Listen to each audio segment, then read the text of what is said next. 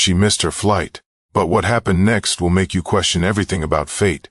Airports have a way of making you feel small, like you're just another face in an endless sea of travelers. That's exactly how Danielle Rivers felt as she rushed through Phoenix Sky Harbor Airport, her tote bag digging into her shoulder and her boarding pass clenched in her hand like it held her entire future. Because, in a way, it did. She had exactly 14 minutes to get from Terminal B to Terminal D for her connecting flight to Los Angeles.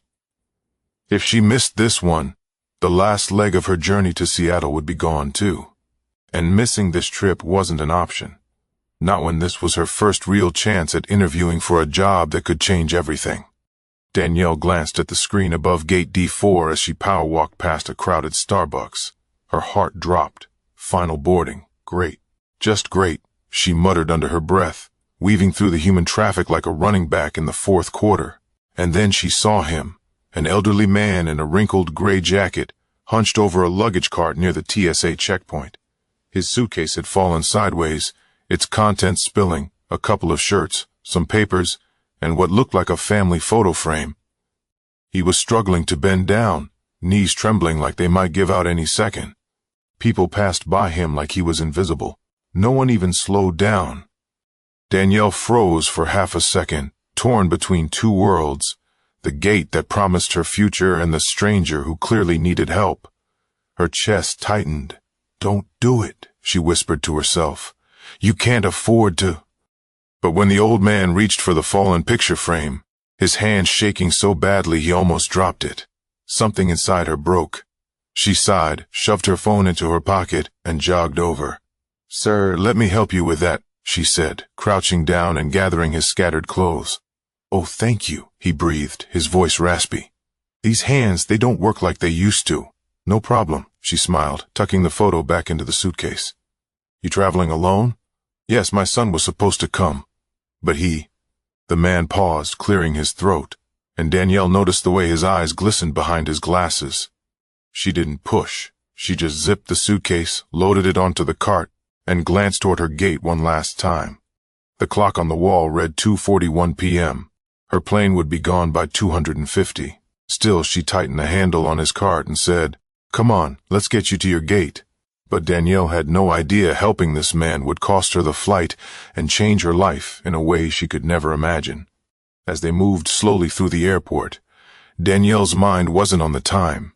It was on the man leaning heavily on the cart handle. His breathing was shallow, his steps unsteady. She adjusted her pace so he wouldn't feel rushed.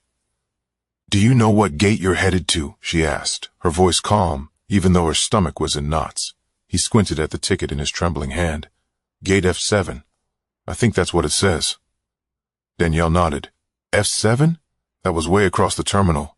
She bit her lip but kept her smile steady. "We'll get there." And as she said it, she wondered if she meant it for him or herself, because truth be told, life hadn't exactly been on her side. Lately. Danielle was 33, living in a small apartment in Albuquerque, New Mexico, juggling 2 jobs just to keep the lights on. By day, she worked as a receptionist at a dental clinic.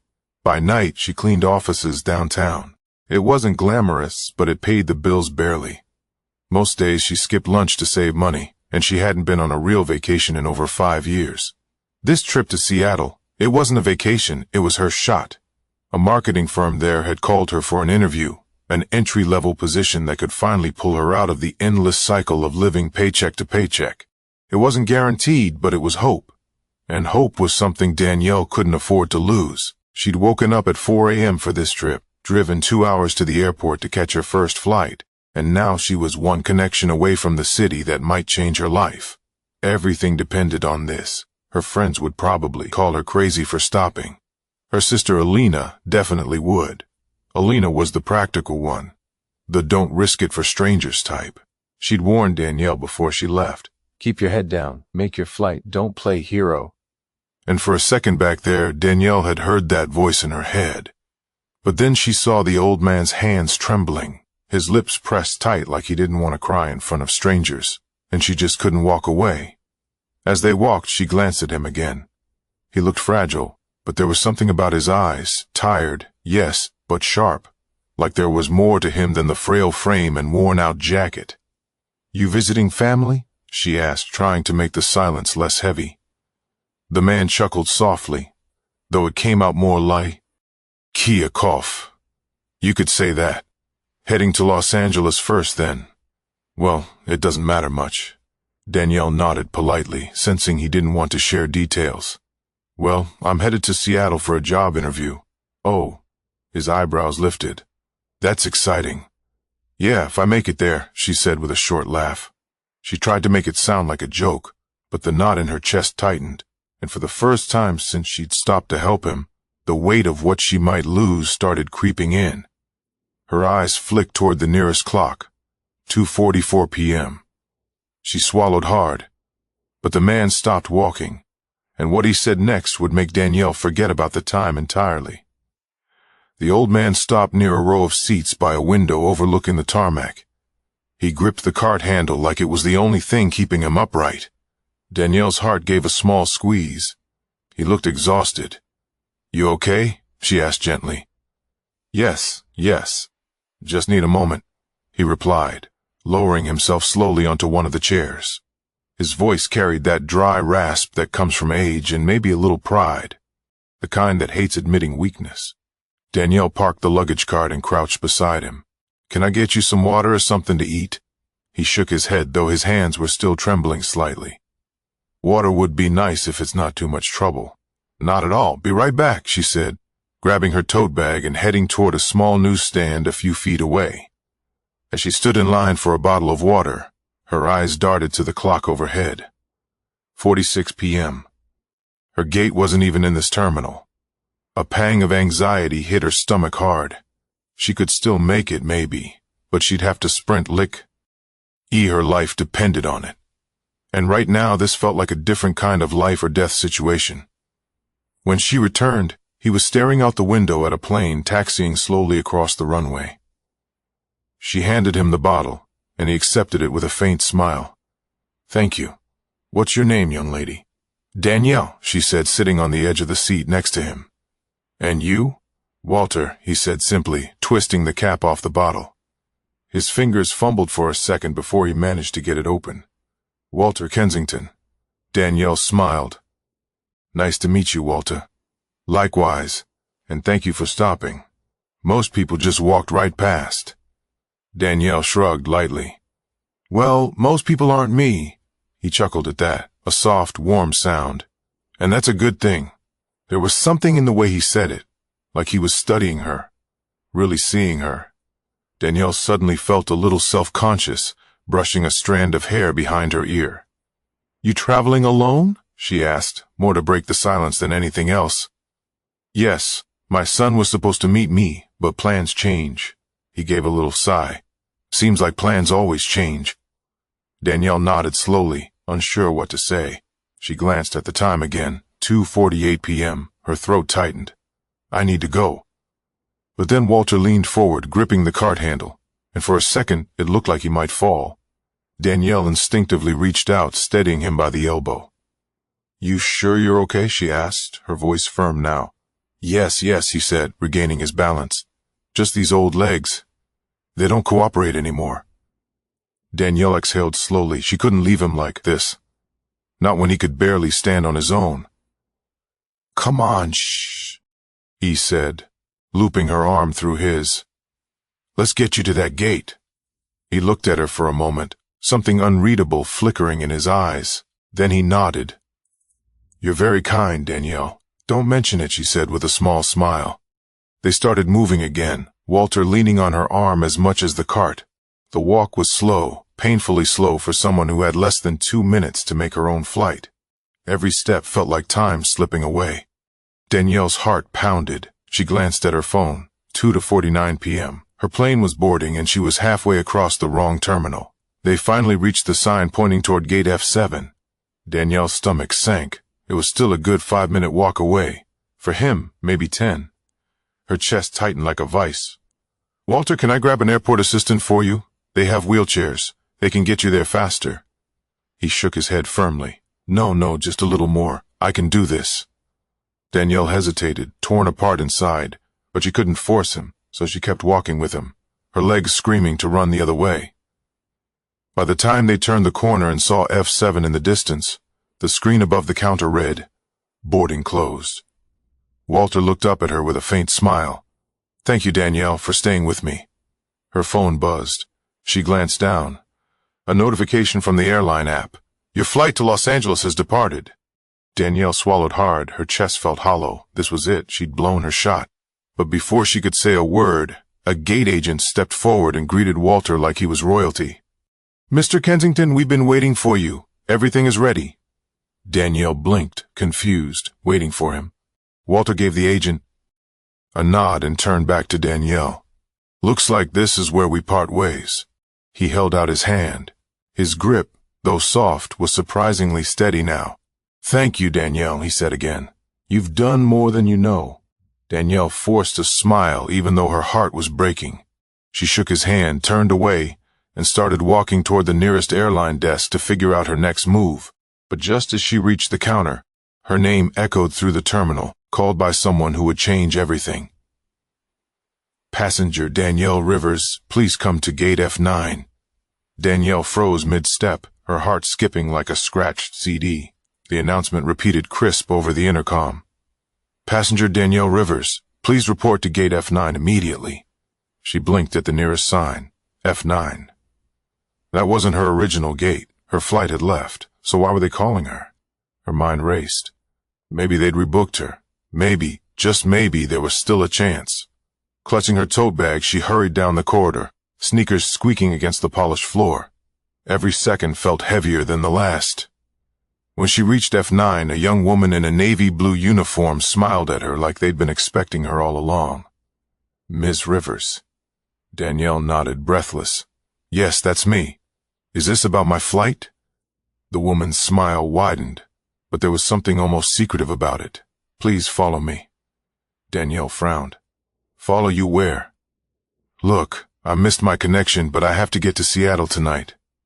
"Can you don't worry," the woman interrupted gently. "We'll take care of you." Something about the way she said it made Danielle stop arguing. She adjusted the strap on her bag and followed, her thoughts spinning like a carnival ride. "We'll take care of you." What did that even mean? They walked past crowded gates down a quiet hallway she'd never noticed before. Her sneakers tapped softly against the floor, the sound swallowed by the silence. It didn't feel like an airport anymore. It felt private. Finally, the woman stopped in front of a sleek glass door with a silver keypad. She typed a code and the door clicked open. "Right this way." Danielle stepped inside and almost forgot how to breathe. The room was like something out of a movie. Plush leather chairs, soft lighting, a buffet table stacked with gourmet snacks and champagne. It smelled faintly of vanilla and fresh flowers. A huge window overlooked the runway, but there were no crowds here, just a quiet, luxurious calm that made Danielle feel like she'd walked into another world. I think you have the wrong person," she whispered, clutching her bag tighter. "I can't afford this," the woman smiled again. "You're exactly where you're supposed to be. Have a seat. Someone will be right with you." Danielle opened her mouth to protest, but then she saw him. Walter, except he didn't look anything like the frail old man she'd walked through the terminal. He was standing by the window in a charcoal gray suit that probably cost more than her car, speaking to two men in sharp blazers. His posture was straight, his movements confident, his entire presence commanding. Danielle's breath caught in her throat. What in the world? Walter turned, and when his eyes landed on her, that same warm smile spread across his face. But now it carried weight, power. "Danielle," he said, walking toward her with a steadiness that made her wonder if his earlier weakness had been real at all. She stood frozen as he reached her and extended his hand. "Thank you for waiting. I was hoping we'd have a chance to talk." Danielle blinked, trying to process what was happening. I don't understand. What is this place? Why am I here?" Walter's smile deepened. "This is one of our private lounges," Archie repeated slowly. "Yes," he said, his voice calm, but carrying an authority that settled into the room like gravity.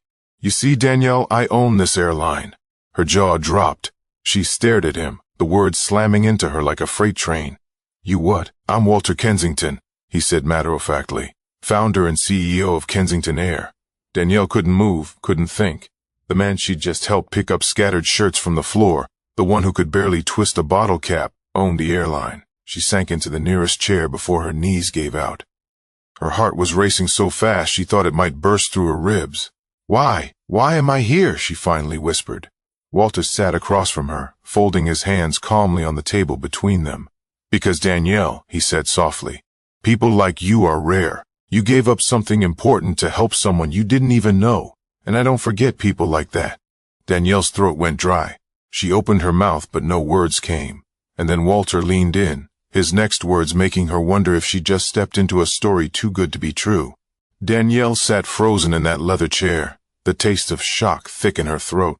The hum of the lounge's air conditioning faded beneath the pounding of her heartbeat. She stared at Walter. "No, Mr. Kensington," trying to reconcile the image of the frail, struggling old man with the powerful figure in front of her now. "You own Kensington Air." Her voice cracked halfway through the sentence. Walter's smile softened as he nodded. "That's correct." Danielle blinked again, still expecting someone to jump out and yell that this was some kind of prank show. "So the whole time you were testing me," or Walter raised a hand gently. "No tests, no games. I was exactly who you saw out there, a man who needed help. And you gave it without hesitation, even when it cost you." Danielle's stomach twisted. "My flight." She trailed off, rubbing her temples. The weight of the missed connection slammed back into her. "That interview was everything to me." Walter tilted his head, studying her closely. "Tell me about it." She hesitated, unsure why he cared, but something in his expression, calm, genuine, made her answer. "I was flying to Seattle," she said quietly. "There's a marketing firm there.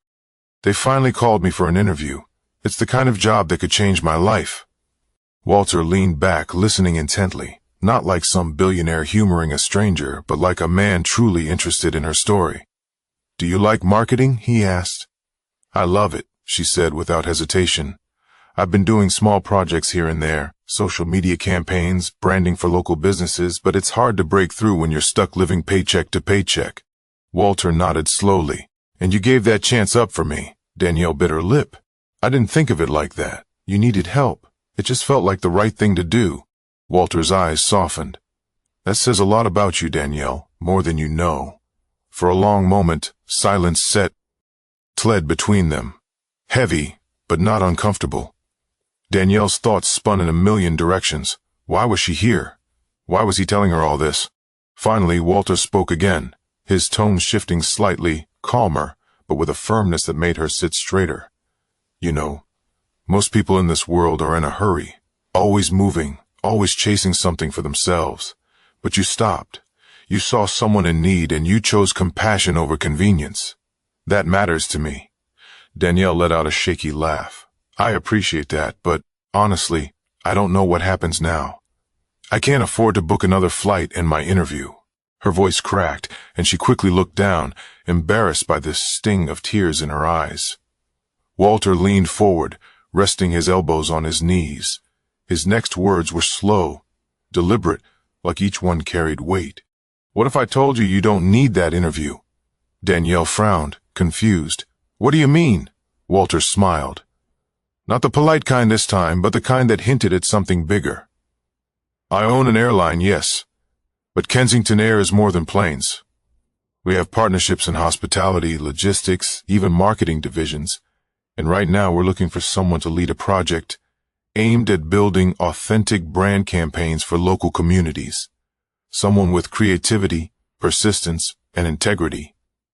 Danielle stared at him, her breath catching in her throat. "Are you offering me a job?" Walter chuckled softly. "I'm offering you a career, if you're willing to take it." Her hands trembled against her lap. A dozen thoughts collided in her head at once. "This can't be real. He just met me. Why me? Why would you trust me with something like that?" she whispered. Walter's gaze held steady, his voice low but certain. "Because how you treat people when no one's watching tells me everything I need to know. You chose kindness when it cost you. That's the kind of person I want on my team." Danielle swallowed hard, her eyes stinging now for a different reason. For a moment she couldn't speak. All she could do was stare at him, trying to make sense of how one small decision, one act of simple humanity, had turned her entire life upside down. Finally, she managed to whisper, "Yes." Walter's smile widened. "Good. Then consider yourself part of Kensington Group. We'll handle your accommodations, get you home safely, and start onboarding next week." Danielle laughed, half in disbelief, half in sheer joy. I don't even know what to say. Just keep being who you are," Walter said, standing to shake her hand. His grip was firm, strong, not the shaky touch she'd felt before. And as he looked her in the eye, his voice carried a warmth that melted whatever fear was left inside her. "Sometimes," he said softly, "life rewards those who stop to care." But Danielle was about to learn. This wasn't just a job, this was the beginning of a life she never imagined. Danielle sat there in stunned silence, her fingers tightening around the edge of her chair. She had agreed, but her brain was still trying to catch up to the words that had just left Walter Kensington's mouth. A career at his company. No more juggling 2 jobs. No more scraping by, counting quarters before every grocery run. "Wait," she said finally, her voice shaky. "You serious? This isn't some publicity stunt or something?" Walter chuckled softly, lowering himself into his seat across from her. "Danielle, I'm not interested in stunts. I'm interested in people who do the right thing when no one's watching. That's you." Her throat tightened. She wanted to cry, laugh, scream. Maybe all at once. I don't even have a resume with me," she blurted, as if that detail mattered anymore. "You won't need one," Walter replied, smiling gently. "You've already shown me more than a piece of paper ever could." Danielle pressed her palms to her knees, grounding herself. Her life, her entire life, had just flipped in the span of 20 minutes. The woman who had been praying not to miss an interview was now sitting in a private lounge, being offered a role that sounded bigger than anything she'd ever dreamed of. What exactly would I be doing?" she asked cautiously. Walter leaned back, folding his hands. "We're expanding our community outreach through authentic branding. Too many companies focus on numbers and forget people. I want campaigns that feel real, that matter. I need someone who understands struggle, who knows how to connect. That's you, Danielle." Her eyes widened. "Me? I've only handled small clients, local businesses." "That's exactly why I want you," Walter said firmly. "You know what matters to the people we serve, and I'm giving you the resources to make something incredible." Danielle sat there barely breathing. The weight of what he was offering wasn't just a paycheck. It was a chance to matter, a chance to do work she believed in. "What's the salary?" she asked, half joking, because her voice shook so badly. Walter smiled enough that "You'll never have to take 2 jobs again." Danielle laughed through the tears she didn't realize had escaped. She wiped her cheeks quickly, embarrassed. I don't even know what to say." "Say yes," Walter said simply. "And when you're ready, come to our headquarters in Los Angeles. We'll handle everything else." Her mind was spinning like a carousel, but deep inside, something steady bloomed, a sense of peace she hadn't felt in years. "Yes," she whispered again, this time with conviction. "Yes, I'll do it." Walter's face lit up with a warmth that reminded her of the man she first helped back in the terminal. He stood and offered his hand again, and this time when she shook it, her grip matched his strength. "You made the right choice today," he said softly. "Not just in helping me, but in believing in yourself." As she sat back down trying to absorb it all, a flight attendant walked in with a tray of champagne flutes. Walter took 2 and handed one to her. "To new beginnings," he said, raising his glass. Danielle lifted hers with trembling fingers. "To kindness," she whispered, the word catching in her throat.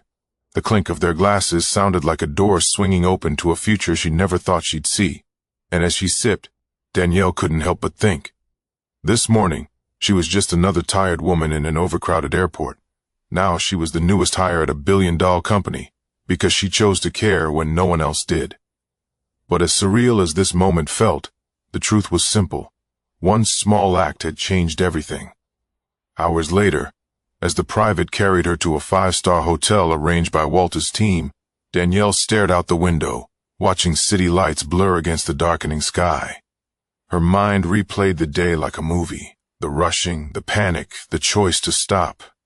And now this one decision, one moment of choosing someone else over herself had rewritten her entire future. She thought about how easy it would have been to keep walking, to tell herself it wasn't her problem. That's what most people did. That's what life teaches you sometimes. Look out for yourself because no one else will. But kindness, real selfless kindness, it still mattered. And today proved it could move mountains. When her phone buzzed with a message from Walter, "Welcome to the family," Danielle smiled through tears. She didn't just get a job, she got a chance to live with purpose. And as the car turned toward the hotel entrance, one truth settled deep inside her.